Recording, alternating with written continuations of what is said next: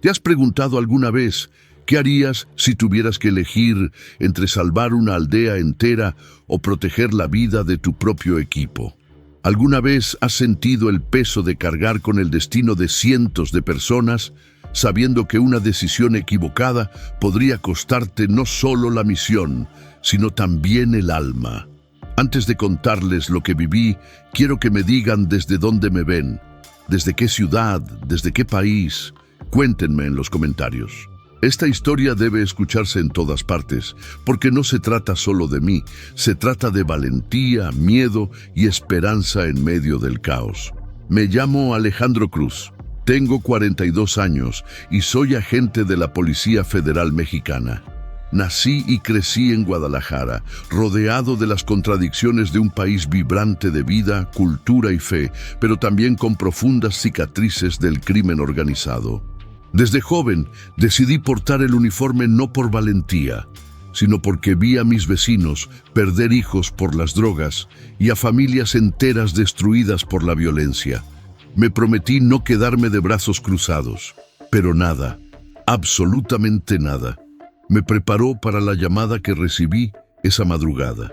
El teléfono sonó mientras la ciudad aún dormía, sumida en el silencio y la oscuridad. El estridente sonido resonó por mi pequeño apartamento. Sabía que las llamadas a esa hora nunca traían buenas noticias. Una voz firme al otro lado de la línea lo resumió en pocas palabras. Un pueblo aislado en la Sierra Madre estaba sitiado. Hombres armados del cártel habían bloqueado los caminos, incendiado cultivos y amenazado con exterminar a todos los residentes. Unas 300 personas estaban atrapadas, sin comunicación, sin escapatoria y sin esperanza. Cerré los ojos un momento, intentando procesar la situación.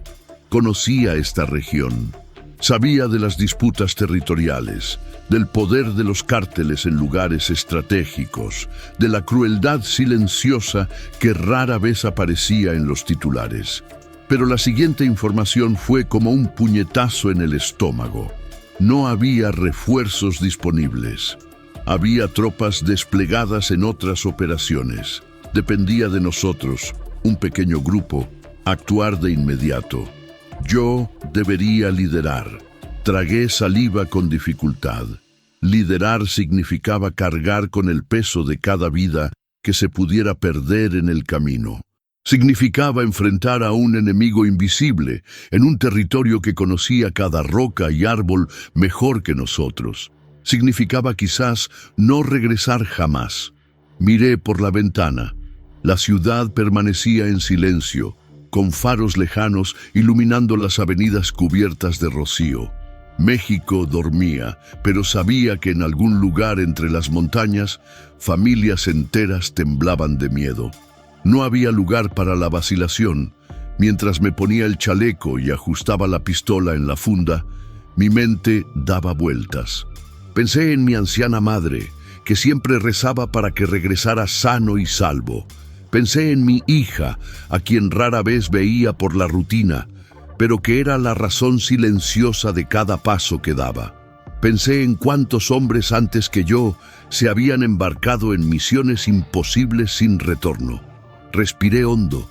Ya no se trataba de mí, se trataba de esas 300 almas. Llegué al cuartel antes del amanecer.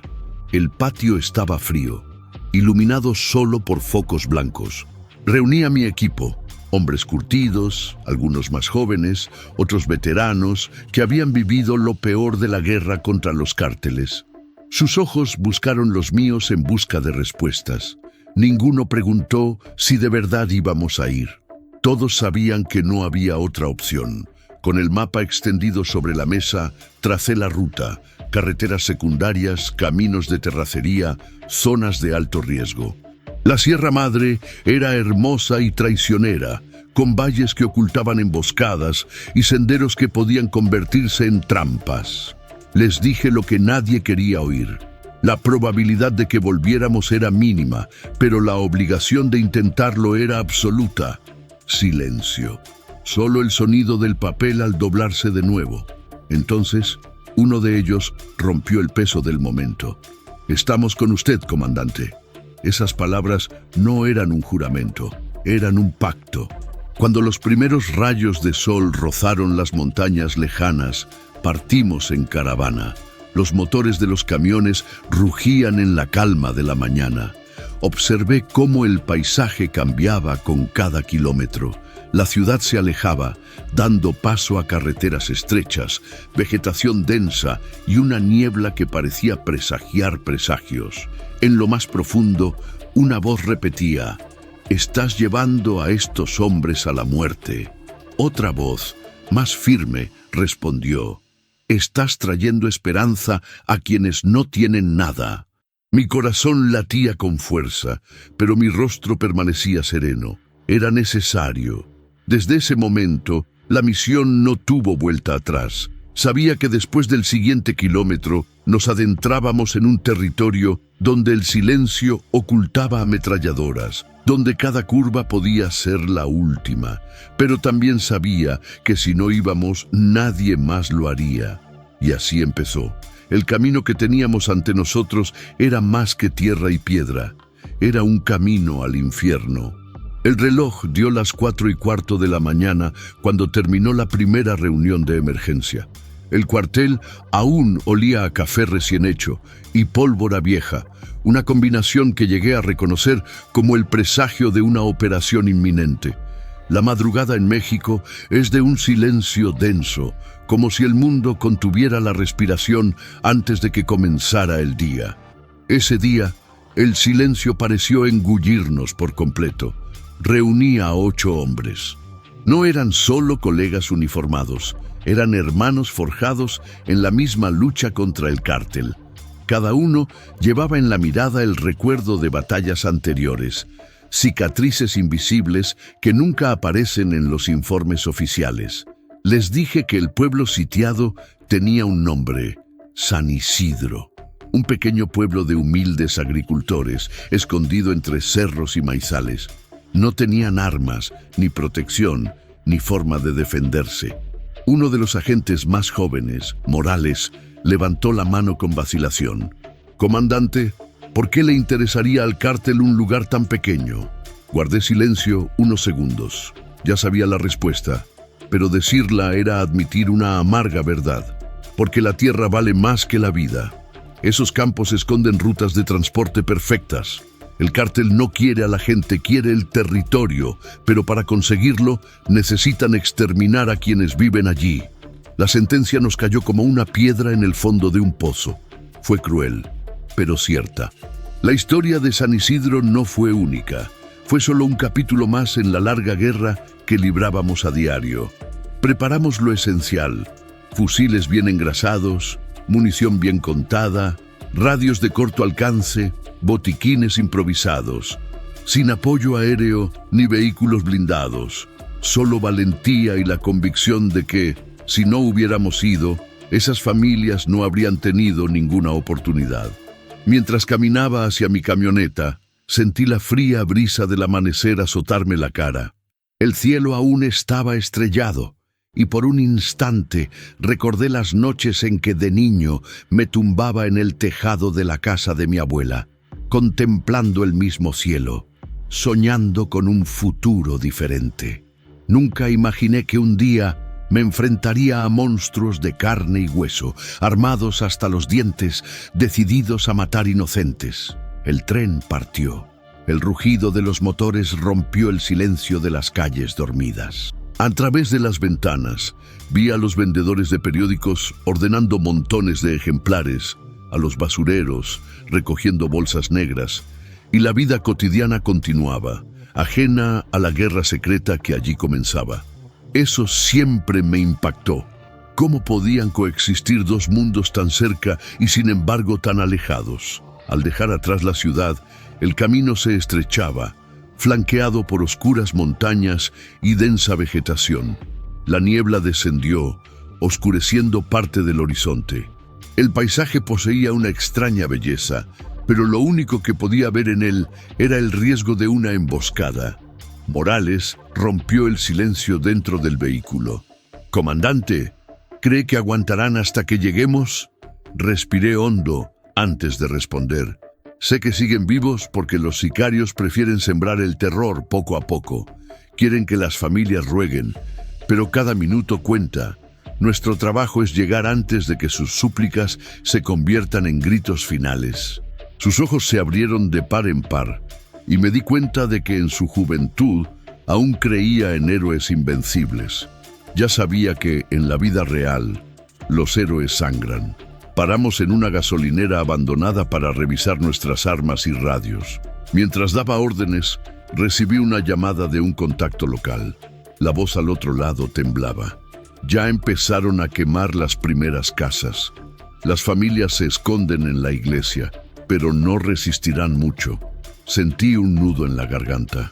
El reloj ya no era solo un objeto atado a mi muñeca, era un enemigo implacable. Cada segundo perdido costaba lágrimas, miedo, vidas.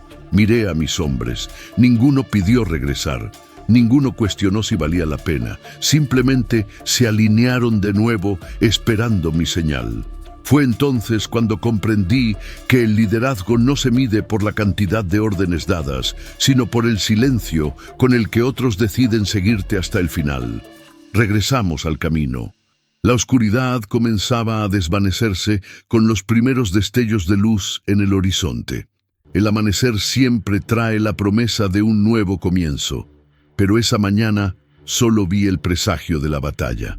Las montañas se hicieron más empinadas y el camino de tierra obligaba a los vehículos a reducir la velocidad. Los neumáticos levantaban polvo húmedo y el olor a tierra mojada se mezclaba con el del combustible. Sabía que estábamos entrando en territorio controlado. Era solo cuestión de tiempo antes de que nos vieran. Fue entonces cuando vi algo al doblar la curva. Restos de madera carbonizada, huellas de neumáticos anchas y en el suelo un sombrero de niño manchado de hollín. Les pedí que pararan. Bajé del vehículo y recogí con cuidado el pequeño objeto. Era solo un sombrero, pero cargaba con el peso de toda la desesperación de San Isidro. Miré a mis hombres y dije con voz firme: de aquí en adelante no hay vuelta atrás. El viento soplaba con fuerza entre los árboles, como si las propias montañas nos advirtieran de lo que se avecinaba. Respiré hondo, metí el sombrero en el chaleco y les hice señas para que siguiéramos adelante. El amanecer ya no era solo amanecer, era el umbral entre la vida y la muerte. Los caminos de la Sierra Madre son traicioneros. De lejos parecen meras curvas de tierra que atraviesan imponentes montañas. De cerca, cada sombra podría ocultar una emboscada, cada roca, la señal de una trampa. Fue por este laberinto que seguimos aquella mañana gris, con el sol asomándose tímidamente tras las nubes. El silencio dentro del vehículo era denso. Nadie hablaba. Cada uno estaba absorto en pensamientos que no se atrevía a compartir. Me guardé los míos. Sabía que a partir de entonces nos enfrentaríamos no solo al cártel, sino también al miedo, el agotamiento y la incertidumbre. Liderar significaba ocultar la tormenta que me consumía por dentro. De repente, la radio crepitó. Se oyeron voces intermitentes, informes de residentes escondidos en las colinas. Están vigilando las entradas. Más de 20 hombres armados. No dejen que se incendie la iglesia. La transmisión se interrumpió por estática. Esa última frase se me quedó grabada en la mente como una orden sagrada. No dejen que se incendie la iglesia. Era el último refugio de los inocentes. El camino se estrechaba aún más. Densa vegetación a un lado, acantilados al otro. Fue entonces cuando vimos lo que más temía. Los restos de camionetas incendiadas bloqueando el camino. Había agujeros de bala en la carrocería y manchas oscuras en el suelo seco. Este lugar había sido escenario de una emboscada reciente. Bajé con cautela, pistola en mano. El olor a metal quemado aún impregnaba el aire. Morales susurró: «Comandante, ¿siguen por aquí?» Respondí con firmeza: «Si están, sabrán que estamos aquí». Les indiqué que moviéramos los vehículos manualmente, despejando el camino. El esfuerzo fue silencioso pero tenso. Cada segundo parecía exponernos más. Sentía ojos invisibles observándonos desde el bosque. Era como caminar hacia la mira de rifles ocultos. Cuando por fin volvimos a la carretera, la tensión en mi interior no hizo más que aumentar. Sabía que el cártel usaba esa técnica: crear obstáculos, retrasar, desgastar, obligar al enemigo a sentirse perseguido. No éramos cazadores, éramos presas que caían deliberadamente en la trampa. Pasó el tiempo y la niebla se hizo más densa. A veces apenas podíamos ver 10 metros más adelante. Recordé las historias de los veteranos: camiones emboscados en curvas cerradas, disparos que resonaban en las montañas, gritos que la niebla se tragaba. Cerré los ojos un momento, buscando claridad. Necesitaba creer que aún había luz al final de ese camino. Entonces, lo inesperado. Un estruendo resonó por las montañas. No era un trueno, sino disparos. Todos se agacharon instintivamente. En cuestión de segundos, los disparos empezaron a rebotar contra los costados del convoy. ¡Emboscada!, grité, y se desató el caos. Morales apretó el gatillo y devolvió el fuego desde lo alto de la ladera. Otros agentes saltaron de sus vehículos y buscaron refugio tras las rocas. Me arrastré hasta un tronco caído, observando las siluetas enemigas entre la vegetación. Había al menos una docena de ellos, con rifles de asalto. El olor a pólvora se mezclaba con la humedad de las montañas. Cada disparo resonaba como un trueno en mi pecho. Por unos minutos, el tiempo dejó de existir. Solo había ruido, humo y la determinación de no rendirme. Vi a Morales avanzando demasiado, expuesto. Le grité que se retirara, pero era demasiado tarde. Una bala le dio en el hombro y cayó pesadamente. Corrí hacia él, arrastrándolo a un lugar cubierto. La sangre caliente goteaba entre mis dedos. Sus ojos temblaban, pero aún había vida en ellos. «Aguanta, muchacho, no morirás aquí», susurré. La furia me invadió. Apunté con mi rifle y disparé a las sombras que se movían por el bosque. No era odio ciego. Era la necesidad de mantener a mi equipo con vida, de despejar el camino. Minuto a minuto, logramos hacerlos retroceder, hasta que el sonido de los disparos se apagó, mezclándose con el viento.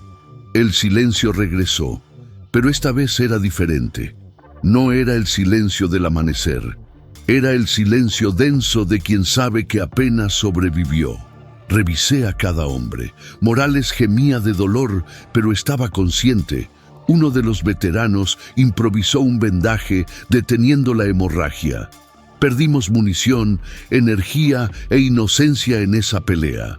Solo ganamos la certeza de que se había desatado el infierno. Seguimos adelante, aún más alerta. El camino parecía extenderse como un callejón sin salida, pero a cada kilómetro que avanzábamos sentía la presencia del pueblo cada vez más cerca. El miedo de los residentes era casi palpable en el aire, como si sus oraciones nos devolvieran el eco. La noche anterior ya parecía lejana. El sol brillaba con fuerza, iluminando una tierra marcada por la ceniza y el silencio. Sabía que solo estábamos al principio. Esa emboscada había sido una advertencia. El cártel estaba dispuesto a defender este territorio hasta el último hombre. Cuando nos detuvimos para recuperar el aliento, Morales me agarró del brazo. Su voz era débil pero firme. «Comandante, usted dijo que salvaríamos a esta gente. No permita que mi dolor sea en vano». Esas palabras me traspasaron más que cualquier bala. Lo miré a mis hombres, miré el largo camino que aún nos quedaba. Y entonces me di cuenta, no había vuelta atrás. Habíamos cruzado la frontera invisible entre la vida cotidiana y el abismo. El camino que teníamos ante nosotros no era solo una carretera. Era un infierno que nos esperaba con los brazos abiertos. Cuando finalmente llegamos a la cima de una colina, vimos el pueblo de San Isidro.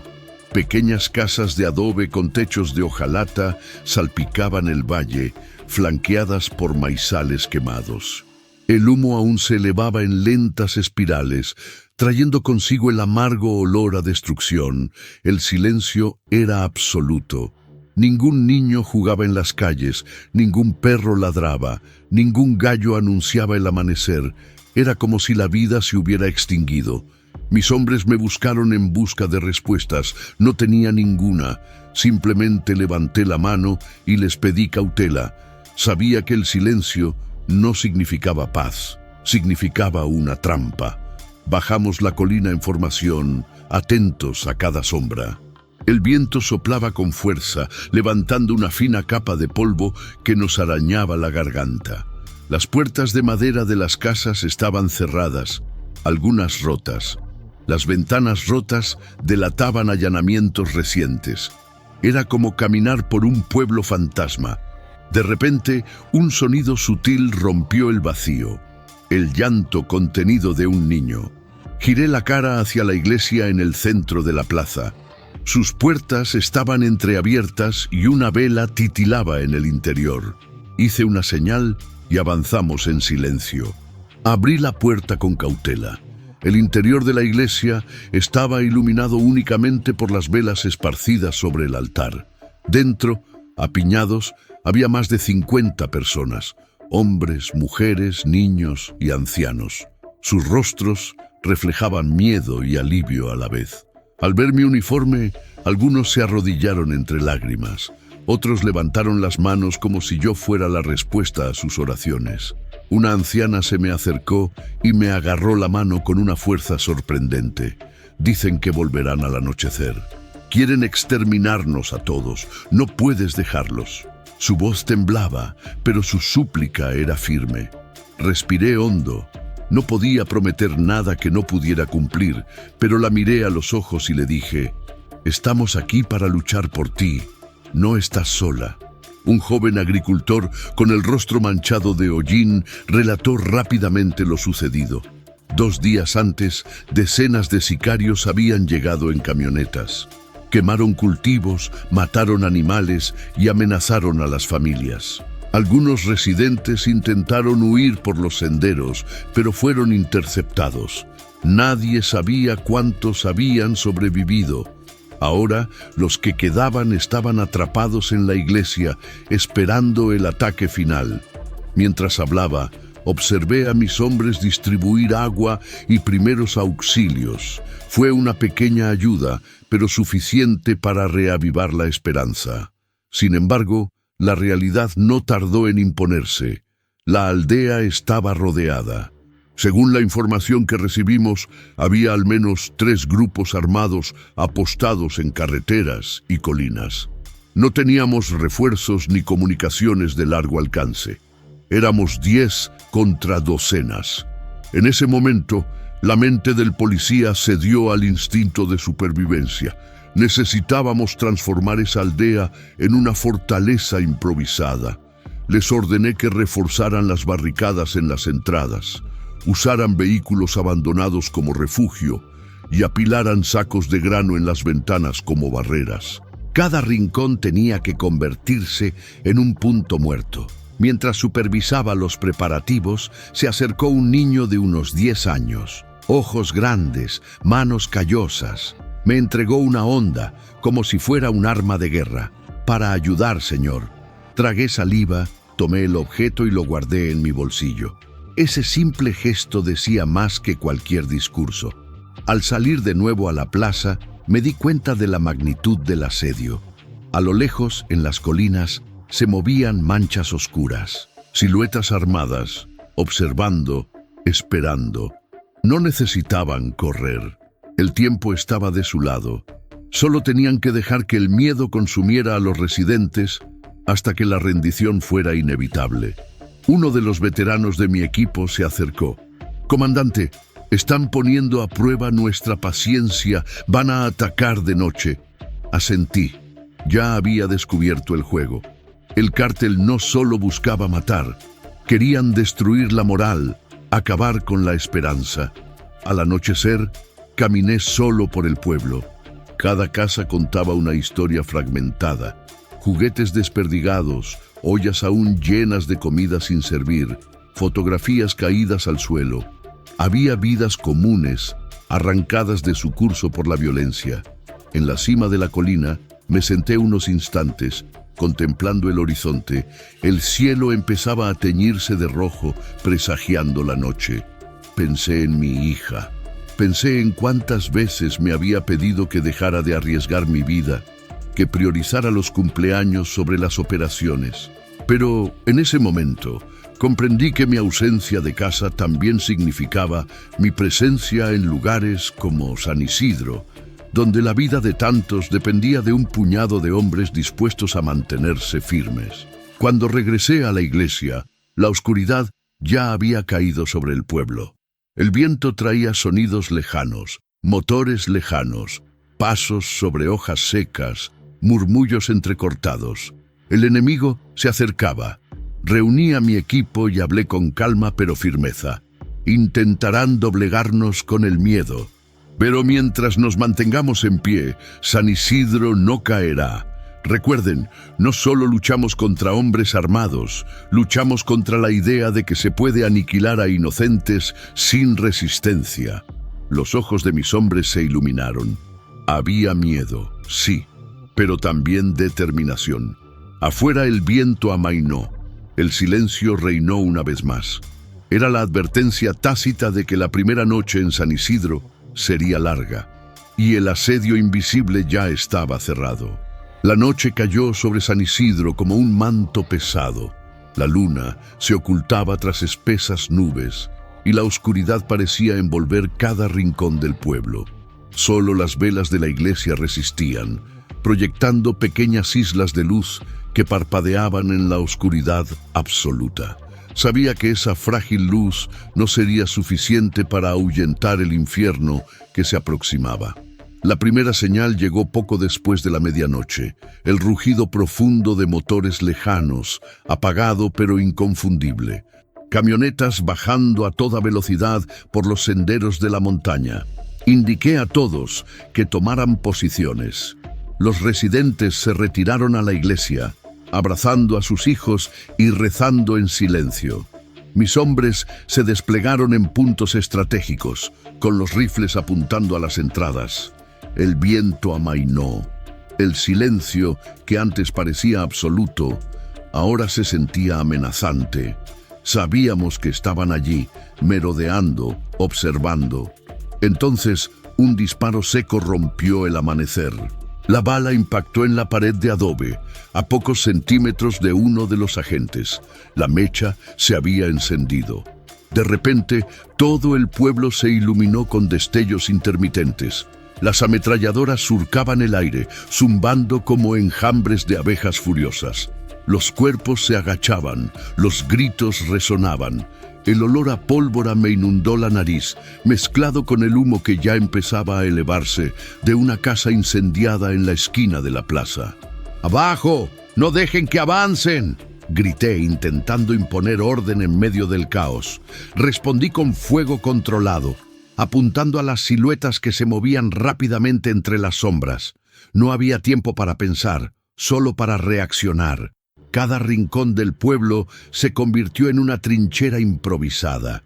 Cada roca, cada coche abandonado me servía de cobertura. Morales, con el hombro aún vendado, insistió en luchar. Lo vi avanzar con determinación, incluso mientras el dolor le arrancaba gemidos entre los dientes apretados. Su valentía me inspiraba, pero también me preocupaba. Sabía que estaba al límite. Las descargas continuaron sin cesar. Los asesinos eran numerosos, moviéndose como depredadores nocturnos, confiados en que el miedo haría el trabajo por ellos. Pero no habían contado con la determinación de quienes no tenían más opción que resistir. En medio de los disparos, un grito desgarrador rasgó la noche. Una de las paredes de la iglesia había sido alcanzada, abriendo una grieta por la que el fuego comenzaba a filtrarse. Corrí hacia allí. Vi mujeres intentando sofocar las llamas con paños húmedos, mientras niños lloraban abrazados a sus madres. Se me encogió el corazón. Si la iglesia se derrumbaba, también caería la esperanza. Protejan la iglesia a toda costa, ordené, disparando al grupo que se acercaba desde esa dirección. Uno de mis veteranos, Ramírez, corrió a reforzar la defensa. Recibió un impacto en el pecho antes de llegar a la posición. Vi su cuerpo caer, pesado, sin posibilidad de reacción. El mundo pareció detenerse por un instante. Los sonidos circundantes se convirtieron en un eco lejano. Ramírez era más que un colega. Era un hombre que había estado conmigo en docenas de misiones. Un amigo que reía a carcajadas en los momentos difíciles. Allí, tirado en el suelo en San Isidro, se convirtió en otra cicatriz grabada en mí. Me tragué mi dolor con amargura y me concentré. No había tiempo para llorar. Cada lágrima contenida se convertiría en munición contra quienes avanzaban. Con una señal, reorganicé la defensa. Colocamos granadas de humo en puntos estratégicos, creando cortinas blancas que confundieron a los atacantes. Eran pequeñas, pero suficientes para interrumpir su coordinación. El fuego enemigo comenzó a disminuir. Entonces, silencio. Un silencio abrupto, casi ensordecedor tras tantos disparos. Solo el crepitar de las llamas en las casas en llamas rompía la quietud. Mis hombres respiraban con dificultad, sudaban, exhaustos. Algunos estaban heridos, todos marcados. Miré a mi alrededor. Habíamos resistido la primera embestida, pero ¿a qué precio? Ramírez estaba muerto, Morales sangraba de nuevo y la población seguía atrapada en el corazón de una zona de guerra. Un campesino se me acercó, con los ojos rojos por las lágrimas y el humo. «Vuelven, señor, siempre vuelven. ¿Qué será de nosotros?» No respondí de inmediato, ni yo mismo lo sabía. Pero miré a ese hombre, a su familia detrás de él, y supe que no podía dudar. «Lo que va a pasar», dije con firmeza, «es que vas a sobrevivir. Creen que pueden arrasar San Isidro. Vamos a demostrarles que se equivocan». En ese momento, no era solo una promesa, era un pacto. Al amanecer, el enemigo se retiró para reorganizar el asedio. Volverían, de eso estaba seguro. Pero también sabían que San Isidro no caería fácilmente. Me senté unos instantes en las escaleras de la iglesia, exhausto. La vela que ardía cerca proyectaba una luz vacilante sobre la onda que me había regalado el chico. La sostuve en la mano y pensé, a veces la esperanza es el arma más poderosa. Y fue allí, entre sombras y disparos, que entendí. La guerra contra el cártel no se trataba solo de balas, también se trataba de resistencia. El amanecer llegó sin pedir permiso, tiñendo el cielo de San Isidro de un rojo que parecía sangre salpicada en el horizonte. El pueblo aún humeaba. Las casas quemadas desprendían un olor acre a madera carbonizada, y el silencio que permaneció tras la batalla de la noche era aún más denso que los disparos que nos mantuvieron con vida. Recogimos los cuerpos. Ramírez estaba entre ellos. Puse mi mano sobre su pecho y guardé silencio unos segundos. Era lo máximo que podía ofrecer. Nadie tiene tiempo para llorar en territorio asediado. Nos tragamos el dolor y seguimos adelante, porque la guerra no espera. La gente estaba agotada. Vi madres con ojeras, niños sin lágrimas, hombres con la mirada perdida, y sin embargo también había algo nuevo, una llama de resistencia. Habían visto que no estaban solos, que alguien luchaba por ellos. Esa llama necesitaba ser alimentada, pero sabía que no resistiríamos mucho tiempo solos. El cártel regresaría, más fuerte, más organizado. Necesitábamos información, necesitábamos una ventaja que inclinara la balanza. Fue entonces cuando recibí un mensaje inesperado. Un joven residente se me acercó discretamente con una nota arrugada. Contenía solo unas pocas palabras. «Nos vemos en la cantina abandonada al atardecer. Puedo ayudarte». Les mostré la nota a mis hombres. Algunos pensaron que era una trampa, otros una oportunidad. Yo mismo no estaba seguro, pero sabía que en guerras como esta, cualquier oportunidad podía ser cuestión de vida o muerte. Decidí ir. Al anochecer, caminé hacia la cantina a la entrada del pueblo. El lugar estaba ruinoso, oliendo a alcohol rancio y madera húmeda. Entré con la mano firme en la pistolera. La luz que se filtraba por las grietas iluminaba las partículas de polvo suspendidas en el aire. Una voz surgió de las sombras. «No disparen, vine solo». De adentro emergió un hombre de mediana edad, sin afeitar, con la ropa manchada de tierra. Sus ojos tenían una mirada pesada que reconocí de lejos, la de alguien que había hecho cosas que no quería confesar. «¿Quién eres?», pregunté. Respiró hondo antes de responder. «Mi nombre no importa. Trabajé con ellos. Formé parte del cártel. Conozco sus rutas, sus códigos, sus planes, y ya no soporto formar parte de él». Mi primer instinto fue levantar mi arma. «¿Y por qué debería creerte? Vives de mentiras y sangre». El hombre levantó lentamente las manos en señal de rendición. «Porque tengo familia aquí. También están encerrados en esta iglesia. No me perdonaría quedarme callado. Sé dónde guardan las armas, sé cuántos hombres regresarán esta noche y sé quién les está pasando información en el pueblo». La última frase me impactó profundamente. Traición en San Isidro. Eso explicaba mucho, cómo los sicarios sabían dónde golpear, cómo se movían con tanta precisión. Había alguien entre nosotros traicionando nuestras defensas. Me acerqué lentamente, con la mirada fija en él. «Si mientes, mueres. Si dices la verdad, podrías vivir para ver a tu familia libre». Él asintió. El sudor le corría por la cara, no sé si por miedo o por sinceridad. Nos sentamos en una mesa rota. Empezó a hablar rápidamente como si temiera perder la compostura en cualquier momento. Dibujó las posiciones del cártel en el polvo de madera, mostró los senderos secretos que usaban para colarse y reveló el alijo de municiones oculto en una cueva a 2 kilómetros de distancia. Pero fue cuando bajó la voz que comprendí la fuerza de lo que estaba a punto de decir. «El traidor es uno de los vuestros, un hombre que finge estar de vuestro lado, pero les cuenta todos sus movimientos». Lo vi con mis propios ojos. Sentí que el suelo desaparecía bajo mis pies. El enemigo exterior ya era aterrador. El enemigo interior, invisible, era devastador. No mostré sorpresa, pero por dentro mi corazón latía con fuerza. ¿Quién podría ser? ¿Cuál? Miré a ese hombre a los ojos y me di cuenta de que decía la verdad. El dolor en sus ojos no parecía fingido. Me puse de pie, enfundé mi revólver y dije: «Si lo que dices es verdad, esta noche tenemos una oportunidad. Pero si es mentira, ten en cuenta que yo mismo te daré el destino reservado a los traidores». Él no respondió, simplemente bajó la cabeza. Regresé a la iglesia con nueva información y un gran dilema.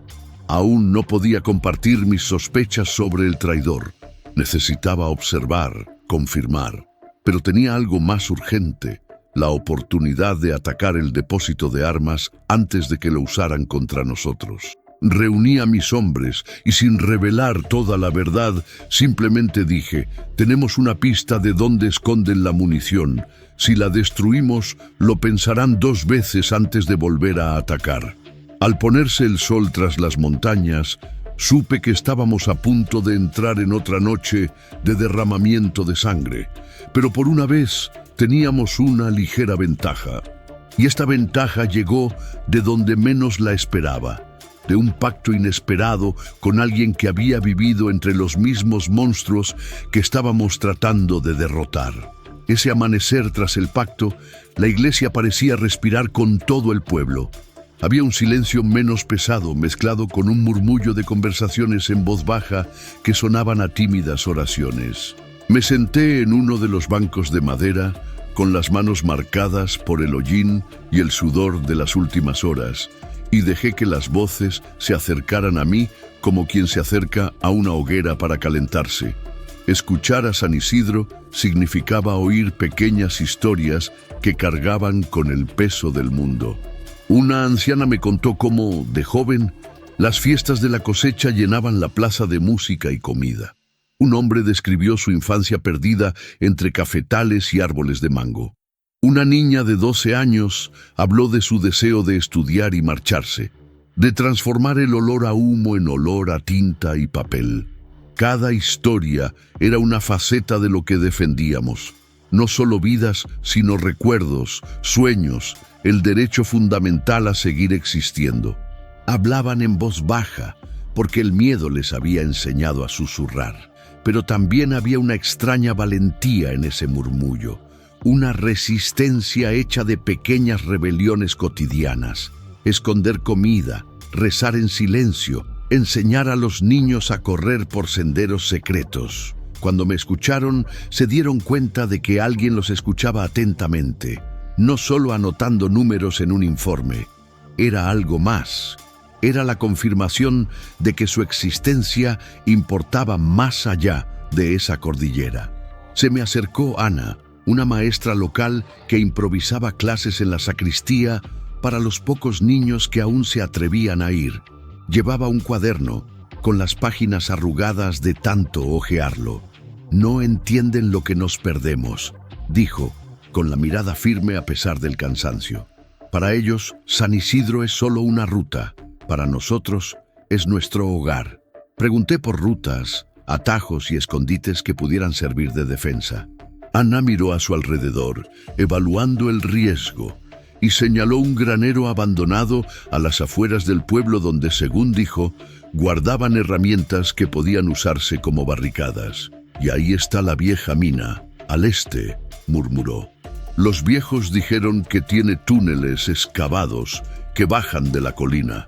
Es útil para escapar o para un ataque sorpresa». Tomé nota mental. La información allí valía más que la munición. Cada palabra de esas voces me ayudó a redefinir nuestro mapa de resistencia. Al hablar con los residentes, también escuché confesiones que no se encontraban en los informes. Un hombre que había colaborado con el cártel para proteger a su familia. Una madre que había ocultado a un primo que conocía secretos peligrosos. Un joven que había intercambiado silencio por promesas de trabajo. Las razones eran humanas, a veces cobardes, pero nunca fáciles de juzgar.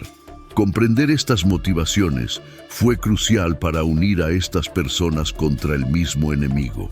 Al final de la tarde, organicé pequeños grupos. Algunos reforzarían las salidas de la iglesia. Otros, junto con lugareños familiarizados con las montañas, realizarían patrullas silenciosas por los senderos. Un tercer grupo, compuesto por voluntarios valientes, a pesar de su miedo, se capacitaría para servir de línea de comunicación entre la iglesia y los puntos estratégicos del pueblo. Di instrucciones sencillas, enseñé señales con las manos y acordamos puntos de encuentro y periodos de silencio. Fue improvisado, pero planeado. Al moverme entre ellos, sentí miradas pesadas y también de agradecimiento. Una niña, quizá la misma del sombrero carbonizado que había encontrado días antes, se acercó y me ofreció una hoja de papel doblada. Dentro, dibujado con un lápiz roto, había un mapa rudimentario. La iglesia, el granero, la mina, una X marcada por donde, según ella, solían pasar los hombres. Fue un gesto de fe infantil, pero me bastó para prometerme que respondería con acciones. Más tarde, al anochecer, me senté junto a un grupo de mujeres tejiendo. Sus manos tejían los hilos con una destreza ancestral y sus conversaciones giraban entre oraciones y recuerdos del pasado. Una de ellas comenzó a cantar suavemente una canción tradicional, una melodía que parecía tener el poder de ahogar el sonido de los disparos durante unos minutos. Todas, por un instante, guardaron silencio y simplemente escucharon. La canción me atravesó como una cuchilla que purificaba los sentidos. Fue allí donde vi el mayor valor de lo que protegíamos. La capacidad de transmitir belleza incluso cuando el mundo insiste en destruirla. Mientras anotaba rutas y reforzaba sus planes, la información que el exmiembro del cártel había traído de la cantina empezó a encajar con las historias de los lugareños. Había puntos de cruce que nunca habían sido completamente bloqueados, familiares de hombres que habían pasado por la zona con los que era posible contactar, pequeñas cuevas que servían como almacenes naturales. Todo formaba un mosaico. Pero más tarde ese día, al regresar a la iglesia para revisar las defensas, me invadió una sensación de inquietud. Había detalles que no cuadraban, horarios de patrullaje que coincidían con demasiados movimientos internos, preguntas formuladas por alguien que sabía demasiado sobre nuestras órdenes. El traidor que el informante había mencionado parecía menos una sombra lejana y más una presencia cercana. Observé la multitud de rostros en las sombras, madres, ancianos, jóvenes, niños con mapas dibujados. Todos confiaban, y allí, en el eco de las voces de la gente, comprendí que protegeríamos San Isidro con todo lo necesario, incluso enfrentando al enemigo que pudiera estar dentro de sus propios muros. Cerré la puerta de la iglesia con fuerza, pasando la mano por la pistolera como si tocara una promesa. Afuera se acercaron unos pasos suaves. Oí una voz susurrar: «Volverán esta noche y traerán algo inesperado».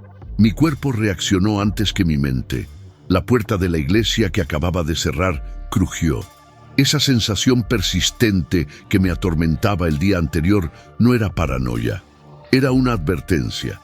Desde el primer minuto que pisé San Isidro, aprendí a confiar más en las pequeñas señales que en las grandes certezas. El traidor no era solo una hipótesis, era una presencia viva, tejiendo hilos invisibles entre nuestra resistencia y el enemigo. Y esos hilos, al ser tirados, se rompen y truncan vidas. Pasé la mañana revisando registros, verificando la actividad de los voluntarios, observando quién hacía demasiadas preguntas y quién observaba demasiado. La iglesia bullía con una actividad discreta. Niños jugando en los rincones, mujeres cosiendo, hombres reparando barricadas. Era una escena de aparente normalidad que ocultaba una tensión eléctrica. Decidí empezar por el almacén que había mencionado el informante. Era un cobertizo de madera y zinc a las afueras del asentamiento. De esos lugares que guardan herramientas y secretos a partes iguales. Caminé solo, porque los traidores se esconden mejor entre la multitud. La puerta estaba entreabierta. Entré con cautela, oliendo a humedad y aceite de motor. En el suelo, entre sacos de maíz y un viejo tractor, encontré lo que buscaba. Papeles enrollados, mapas marcados, un pequeño transmisor de radio y bajo una lona rota, un chaleco con bolsillos para municiones. Las marcas coincidían con nuestras rutas de patrullaje y los puntos que había indicado para refuerzos. Alguien había transmitido información precisa, alguien dentro del pueblo. Mientras hojeaba los papeles, sentí una opresión en el pecho al ver nombres que reconocí. No los de extranjeros ni de miembros del cártel, sino los nuestros, de personas que había visto en aquella banca de la iglesia, que me habían confiado a sus hijos y sus lágrimas. Había horarios garabateados junto a los nombres, rutas de escape marcadas, la palabra clave que el cártel usaba para confirmar objetivos. Era un expediente compilado por manos cómplices. La solución inmediata parecía sencilla: desenmascarar al traidor, arrestarlo y juzgarlo. Pero la guerra aquí no era sencilla. Quienes colaboran con el enemigo a menudo lo hacen para proteger a un ser querido, salvar a un hermano, evitar una muerte inminente.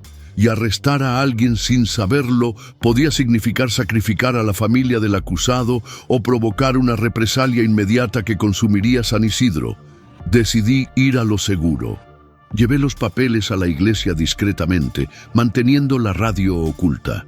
Necesitaba confirmar, observar y simular información que me ayudara a descubrir toda la red. Si el traidor era un hilo, necesitaba tirar de él y ver quién se movía. A lo largo del día comencé a actuar con aparente descuido. Cambié horarios, cambié de lugar a la gente y hablé en voz alta sobre una supuesta ruta de escape que en realidad era un señuelo. No perdía de vista a todos, pero mi atención se fijó en un rostro que no había considerado antes. Don Mateo, el dueño de la vieja cantina. Un hombre de manos callosas y voz suave, siempre dispuesto a ofrecer café y consejos. Era una figura respetada, el tipo de persona que la comunidad usa como guía moral. Precisamente por eso, sus sospechas me ardían aún más. No había prisa en acusarlo. Preferí observar. Esa noche, organicé una patrulla discreta que pasaría por detrás de la cantina. Al acercarme, vi una luz tenue en el interior y, asomándome por una rendija, noté movimiento. Dos hombres hablaban en voz baja. Uno de ellos era don Mateo. El otro era un hombre que había visto en las filas a la entrada del pueblo, hermano de una familia que siempre decía estar del lado de la resistencia. Esperé el momento oportuno y entré. Don Mateo se quedó paralizado, con los ojos abiertos como si lo hubieran desnudado. El otro hombre intentó retroceder, pero fui demasiado rápido. ¿Has tenido el valor de traicionar a tu propia gente por miedo?, pregunté sin rodeos. Se le llenaron los ojos de lágrimas. No es lo que cree, agente. Amenazaron a mi esposa. Dijeron que si no cooperaba, vendrían esa noche y se la llevarían. Su voz temblaba, llena de culpa. No tuve otra opción. La verdad me atrapó como hielo y fuego a la vez. El hombre eligió el silencio porque creía que salvaría una vida. El precio del silencio allí era demasiado alto, pero era un cálculo humano, no solo villanía. Sin embargo, era imposible aceptar la traición sin luchar. Acordé con don Mateo un plan arriesgado. Le permitiría seguir enviando señales, pero con información falsa que yo controlaría. Convertiría su traición forzada en un arma contra el cártel. Si tenía éxito, podríamos atraer a los atacantes a una emboscada preparada. Si fallaba, perderíamos la ventaja y quizás la iglesia. Al salir de la cantina, sentí el peso del acuerdo. El traidor estaba allí entre nosotros. Su rostro era el de un hombre destrozado, no el de un monstruo. Saber que debía guardar el secreto, mientras retenía mi propia rabia, fue uno de los mayores costos de la misión. Al regresar a la iglesia, noté una atmósfera diferente en la noche. Se oía un zumbido lejano, como el sonido de camiones atravesando las montañas. El olor a pólvora aún no había llegado, pero la tensión era casi tangible. Mientras ajustaba mis defensas, un voluntario que patrullaba la zona gritó en voz baja: «¡Ya vienen, señor! ¡Muchos! ¡En 2 columnas!». Me temblaron las manos un segundo, solo un segundo. Me puse el chaleco, miré los rostros dormidos dentro, a los niños durmiendo en los bancos, y sentí la responsabilidad como un ancla. El traidor ahora trabajaba para nosotros, pero eso no borraba el costo humano de su decisión. Cuando oí el primer golpe lejano, recordé el mapa de papel quemado que encontré en el cobertizo. También recordé el sonido de pasos suaves en la puerta de la iglesia. Y por primera vez esa noche, pensé en qué habría pasado si su decisión hubiera sido la equivocada. La oscuridad del camino comenzó a revelar faros. El precio del silencio estaba a punto de cobrarse.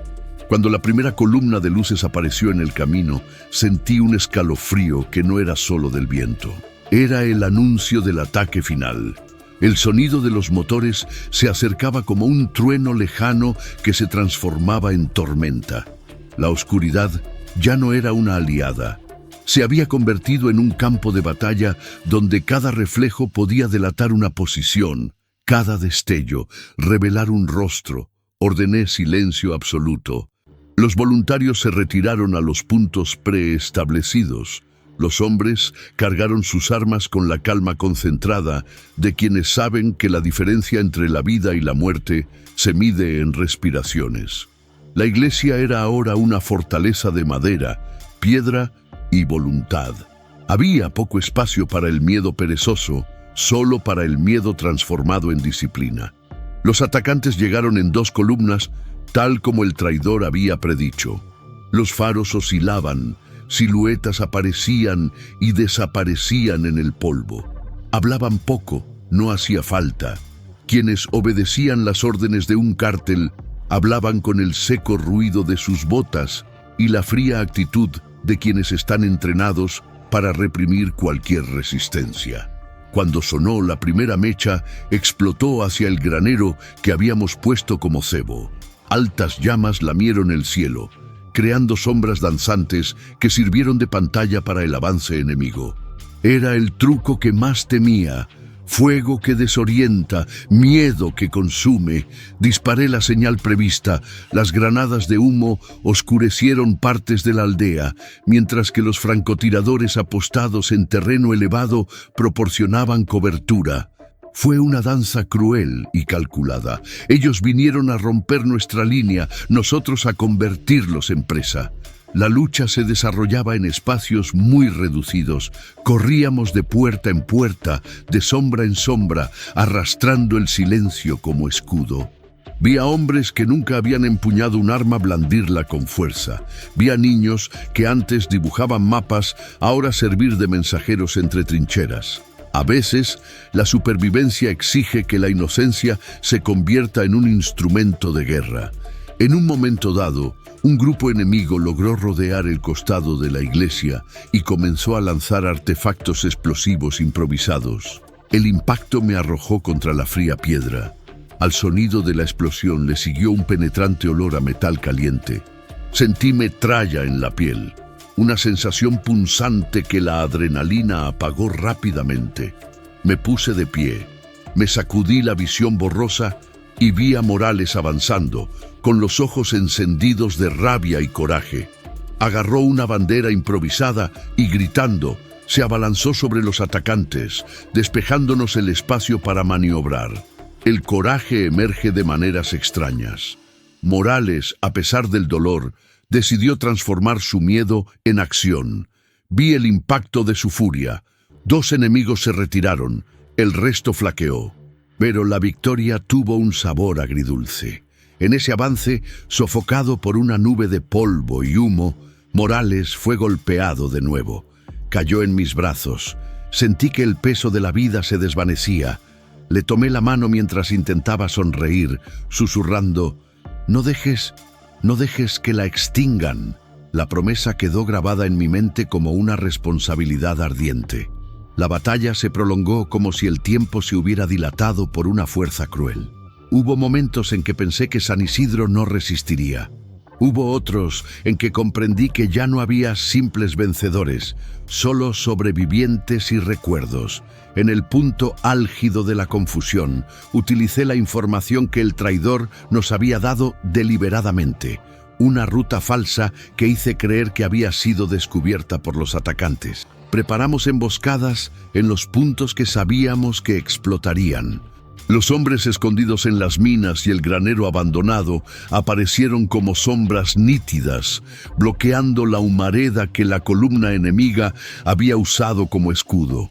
En cuestión de minutos, la ventaja cambió.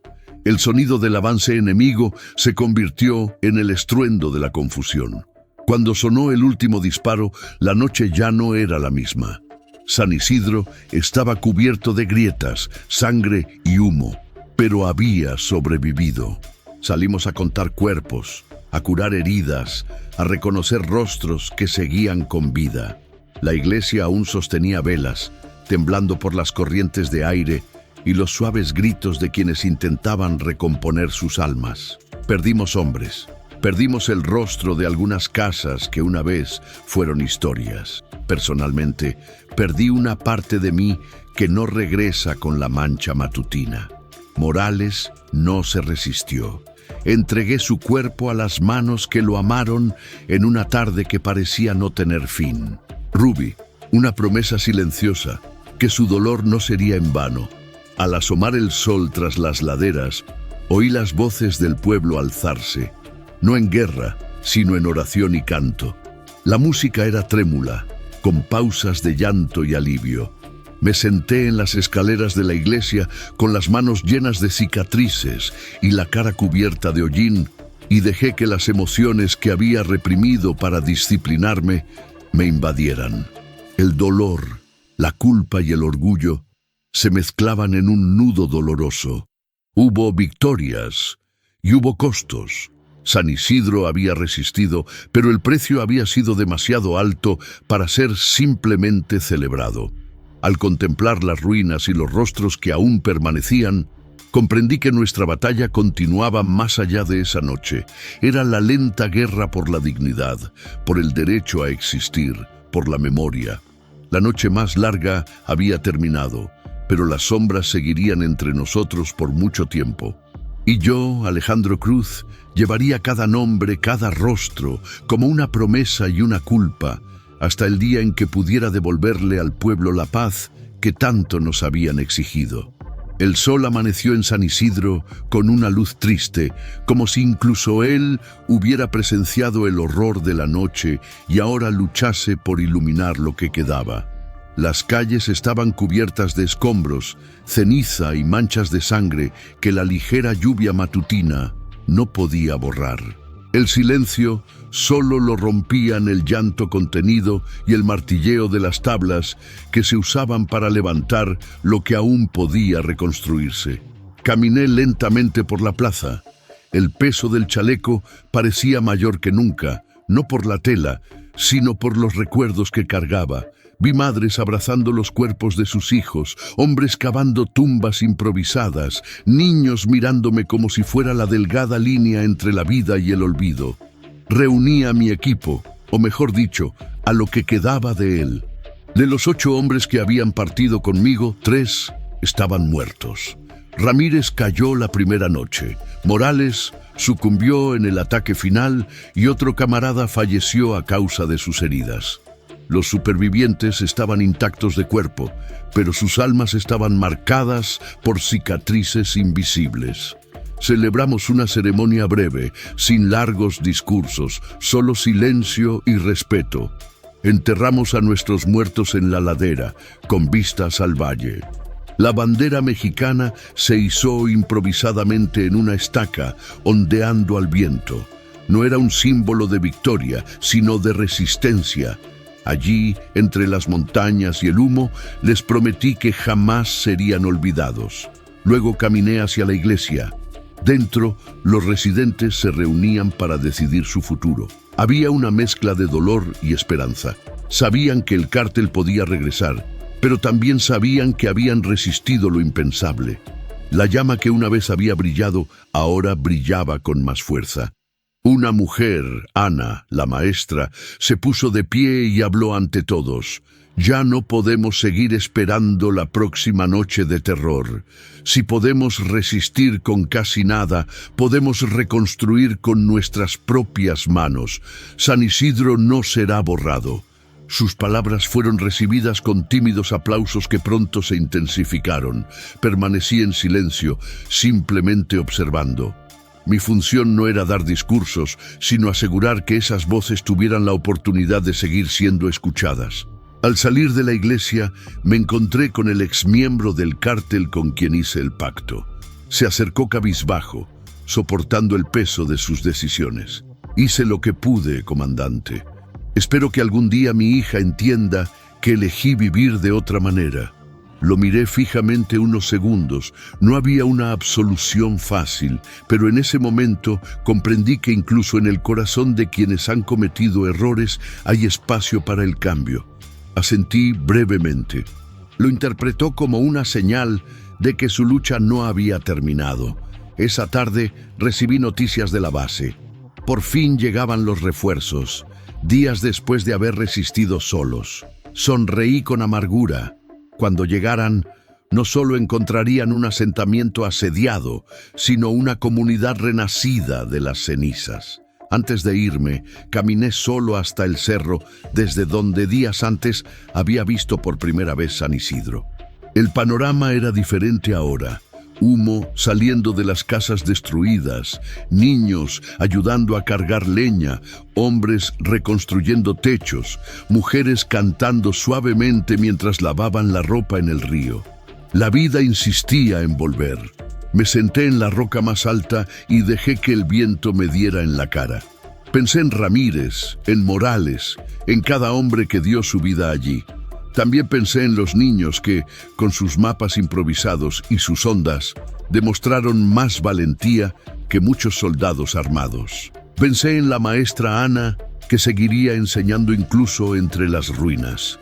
Comprendí entonces que mi misión no era solo rescatar una aldea, era rescatar la humanidad que llevaba dentro, demostrar que, incluso en medio del infierno, aún es posible elegir luchar por los demás. No todos regresaron, pero cada uno que cayó me dejó la promesa de seguir adelante. Al ponerme de pie, miré la bandera improvisada que ondeaba sobre las tumbas y murmuré, «No moriste en vano». Y ahora, mirándolos a ustedes que me escuchan, les dejo una pregunta. ¿Cuántas veces en su vida se han sentido rodeados, sin salida, y aún así han decidido resistir? ¿Qué significa para ustedes proteger lo que realmente importa? Si esta historia te conmovió, deja un comentario, comparte tu opinión y suscríbete para seguir mi camino. Cada palabra mantiene vivo no solo el recuerdo de San Isidro, sino también la llama que me impulsa a seguir adelante. Porque al final, amigos míos, esta no es solo la historia de un rescate imposible. Es la prueba de que ni la violencia, ni el miedo, ni la oscuridad pueden aniquilar a un pueblo cuando decide resistir. Y yo, Alejandro Cruz, sigo listo para el siguiente capítulo de esta lucha.